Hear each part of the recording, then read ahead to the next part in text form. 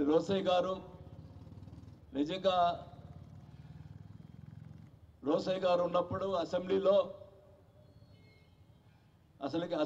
కూర్చోవాలంటే ఇంతలోకి అయిపోయిందా అసెంబ్లీ అనిపిస్తుంది. రోసయ్య గారు ఉంటే అసెంబ్లీలో ఎంతో ఆయన ప్రతిపక్షం వాళ్ళని చమత్కారంతో సమాధానం చెప్పే వ్యక్తి రోసయ్య గారు.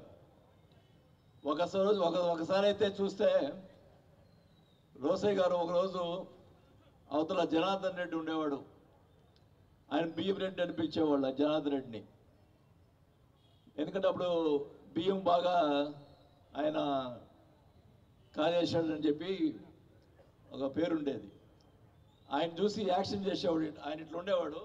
ఒకరోజు ఇట్లా వచ్చి రోసయ్య గారు కూడా ఇట్లా వచ్చాడు. ఆయన ఇమిటేట్ చేశాడు ఆయన జనార్దన్ రెడ్డిని. జనార్దన్ రెడ్డి లేసి ఏం నిన్ను ఇష్టం వచ్చినట్టు ఇమిటేట్ చేస్తున్నావు అన్నాడు. చెయ్యి కోస్తా అన్నాడు రోసయ్య గారు. అంటే రోసయ్య గారు ఆ రోజు చూస్తే మామూలుగా ఆర్య వయసు సోదరులు అంత స్ట్రాంగ్గా మాట్లాడరు. రోసయ్య గారు చమత్కారంతో స్ట్రాంగ్గా మాట్లాడేవాడు.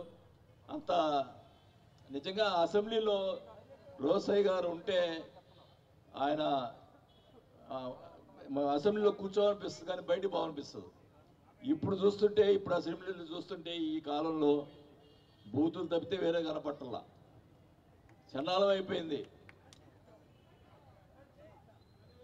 అలాంటి